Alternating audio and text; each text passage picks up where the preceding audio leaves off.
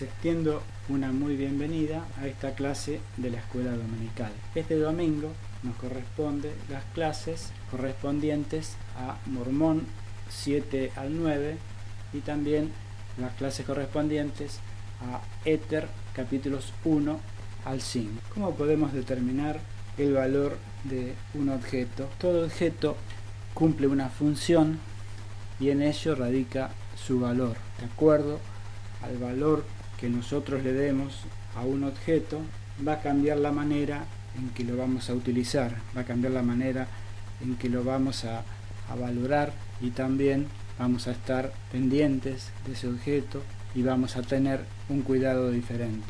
Moroni enseñó que el libro de Mormón era de gran valor. En el libro de Mormón, en Mormón 8, los versículos 12 y 14 dice: y quien reciba esta historia y no la condene por las imperfecciones que haya en ella, tal persona sabrá de cosas mayores que he aquí soy Moroni, y si fuera posible os daría a conocer todas las cosas, y soy el mismo que esconde esta historia para los fines del Señor, mas las planchas en que se halla no tienen ningún valor por causa del mandamiento del Señor, porque Él ciertamente dice que nadie las obtendrá para lucrar, mas la historia que contiene es de gran valor, y a aquel que la saque a luz el Señor lo bendecirá. Así como para Moroni el libro de Mormón era de gran valor, también lo es para nosotros. ¿Y cómo podemos demostrar el valor que le damos al libro de Mormón?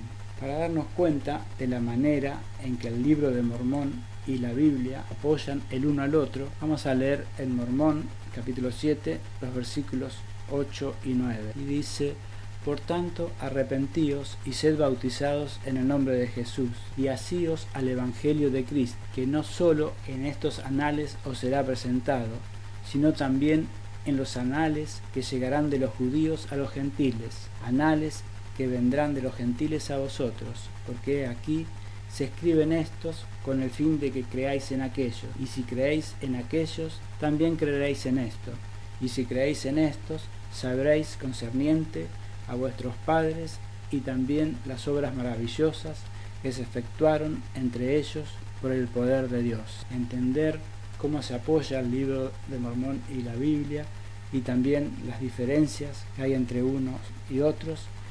Vamos a ver un video. Tanto la Biblia como el libro de Mormón son testigos de Jesucristo. Enseñan que Él es el Hijo de Dios, que vivió una vida ejemplar, que expió por toda la humanidad, que murió en la cruz y se levantó de nuevo como el Señor resucitado.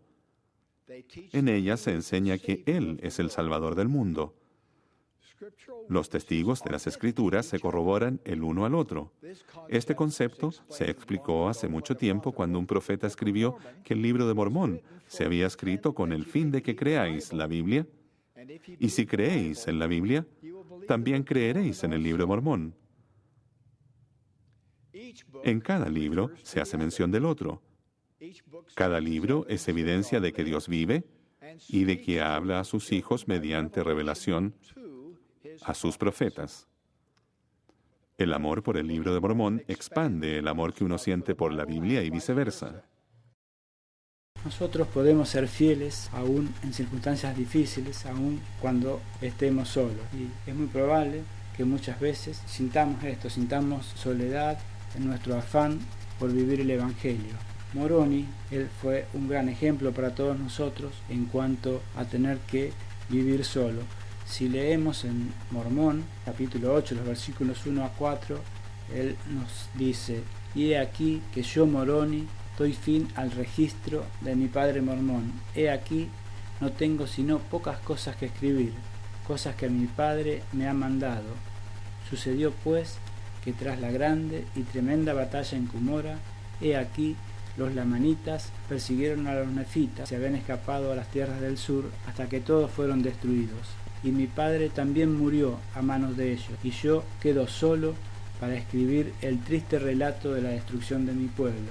Mas he aquí, han desaparecido, y yo cumplo el mandamiento de mi padre, y no sé si me matarán o no.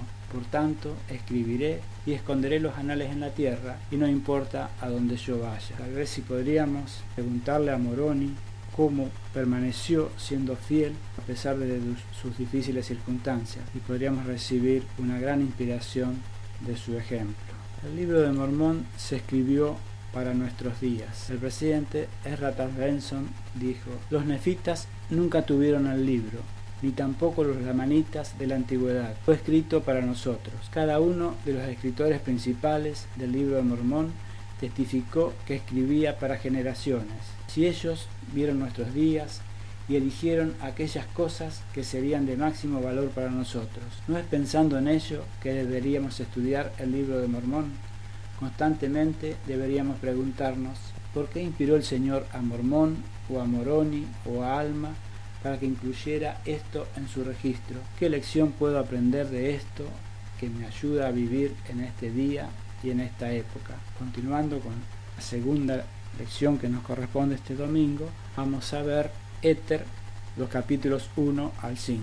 El libro de Éter es el registro de los jareditas, quienes llegaron a la tierra prometida cientos de años antes que los nefitas. Dios inspiró a Moroni a incluir el registro de Éter en el libro de Mormón por motivo de su relevancia para nuestros días. A medida que acudamos continuamente al Señor, Él nos revelará su voluntad.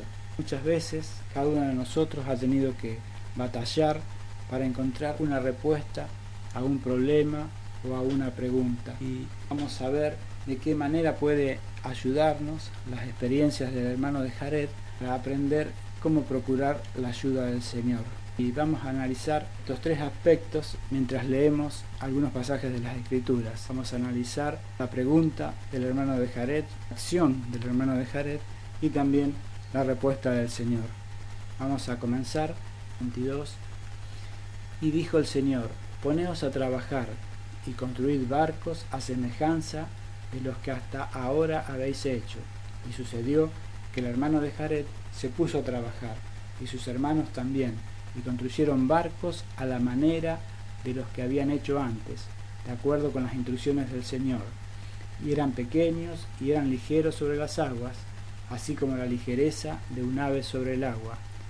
Y clamó de nuevo al Señor diciendo: he aquí, oh Señor, he obrado según me lo has mandado, y he preparado los barcos para mi pueblo, y aquí no hay luz en ellos. ¿Vas a permitir, oh Señor, que crucemos estas grandes aguas en la oscuridad? Luego, en el versículo 25, el Señor le pregunta: por tanto, ¿qué deseas que prepare para vosotros, a fin de que tengáis luz cuando seáis sumergidos en las profundidades del mar? Entonces, el hermano de Jared, en el Éter 3, 1 y 4, dice: y sucedió que el hermano de Jared subió al monte que llamaban el monte de Shelem a causa de la extremada altura, y de una roca fundió 16 piedras pequeñas, y eran blancas y diáfanas como cristal, transparentes, y las llevó en sus manos a la cima del monte. Nuevamente clamó al Señor diciendo: sé, oh Señor, que tú tienes todo poder y que puedes hacer cuanto quieras para el beneficio del hombre. Por tanto, a estas piedras con tu dedo, oh Señor, y disponlas para que brillen en la oscuridad, y nos iluminarán en los barcos que hemos preparado, para que tengamos luz mientras atravesemos el mar. El de Richard G. Scott enseñó: cuando le explicamos el problema y la solución que proponemos, a veces el Padre contesta sí, y otras veces nos dice que no. A menudo se reserva la respuesta, no por falta de interés en nosotros, sino porque Él nos ama con un amor perfecto y quiere que apliquemos las verdades que nos ha dado. A fin de progresar, tenemos que confiar en nuestra capacidad de tomar decisiones correctas. Tenemos que hacer lo que sentimos que es correcto. Debido tiempo, Dios contestará. Él no nos fallará. El deseo es que actuemos para ganar experiencia. Cuando contesta sí es para darnos confianza. Cuando contesta no es para evitarnos un error. Cuando se reserva la respuesta, lo hace para que progresemos mediante la fe en Él, la obediencia a sus mandamientos y la disposición a actuar de acuerdo con la verdad. Él espera que asumamos la responsabilidad de nuestras acciones y tomemos una decisión compatible con sus enseñanzas, recibir confirmación previa. Debemos esperar pasivamente ni protestar porque el Señor no nos haya hablado. Debemos actuar. La enseñanza de Elder Richard, de gran valor, enseña a saber esperar, entender cómo el Señor contesta. Después de compartir la experiencia reveladora del hermano de Jared en Éter 3, Ronnie brinda un consejo sobre cómo recibir revelación del Señor. Para aprender este consejo vamos a escudriñar Éter 4, 8 al 10. El Señor dice: y el que contienda contra la palabra del Señor, maldito sea, y el que niegue estas cosas, maldito sea, porque a estos no mostraré cosas mayores, dice Jesucristo, porque yo soy el que habla, y por mi mandato se abren y se cierran los cielos, y por mi palabra temblará la tierra, y por mi mandato sus habitantes pasarán como si fuera por fuego. Y el que no cree mis palabras, no cree a mis discípulos. Y si es que yo no hablo, juzgad vosotros, porque en el postrer día sabréis que yo soy el que habla. ¿Y cuáles son las cosas que impiden que recibamos revelación o verdad del Señor? ¿Y cómo podemos evitar esas barreras espirituales que impiden que recibamos revelación o verdad del Señor en nuestra vida? En Éter 4, versículo 7 y los versículos 11 al 15 dice: y el día en que ejerzan la fe en mí, dice el Señor, así como lo hizo el hermano de Jared, para que se santifiquen en mí, entonces les manifestaré las cosas que vio el hermano de Jared, aún a desplegar ante ellos todas mis revelaciones, dice Jesucristo, el Hijo de Dios, el Padre de los cielos y de la tierra, y de todas las cosas que en ellos hay. Pero al que crea estas cosas que he hablado, yo lo visitaré con las manifestaciones de mi espíritu, y sabrá y dará testimonio, porque por mi espíritu sabrá que estas cosas son verdaderas, porque persuade a los hombres a hacer lo bueno. Y cualquier cosa que persuada a los hombres a hacer lo bueno, viene de mí, porque el bien de nadie procede sino de mí. Yo soy el mismo que conduce a los hombres a todo lo bueno. El que no crea mis palabras, tampoco me creerá a mí, que yo soy, y aquel que no me crea, no creerá al Padre que me envió. Pues he aquí, yo soy el Padre, yo soy la luz y la vida y la verdad del mundo. Venid a mí, oh gentiles, y os mostraré las cosas mayores, el conocimiento que se ha ocultado a causa de la incredulidad. Venid a mí, oh casa de Israel, y os será manifestado cuán grandes cosas el Padre ha reservado para vosotros desde la fundación del mundo, y no han llegado a vosotros por motivo de la incredulidad. He aquí, cuando rasguéis ese velo de incredulidad que os hace permanecer en vuestro espantoso estado de iniquidad y dureza de corazón y ceguedad de mente, entonces las cosas grandes y maravillosas que han estado ocultas de vosotros desde el principio del mundo, sí, cuando invoquéis al Padre en mi nombre, con un corazón quebrantado y un espíritu contrito, entonces sabréis que el Padre se ha acordado del convenio que hizo con vuestros padres, oh casa de Israel. De esta manera podemos reunir los requisitos para recibir la verdad del Señor. Mediante su amonestación, el Señor nos invita a arrepentirnos y a venir a Él. Hasta un gran profeta, como lo fue el hermano de Jared, fue amonestado por el Señor. De hecho, parte de lo que lo hizo grande fue la manera en que reaccionó a esa amonestación. Que podamos aumentar nuestra capacidad espiritual para recibir revelación. Lo dejo en el nombre de Jesucristo. Amén.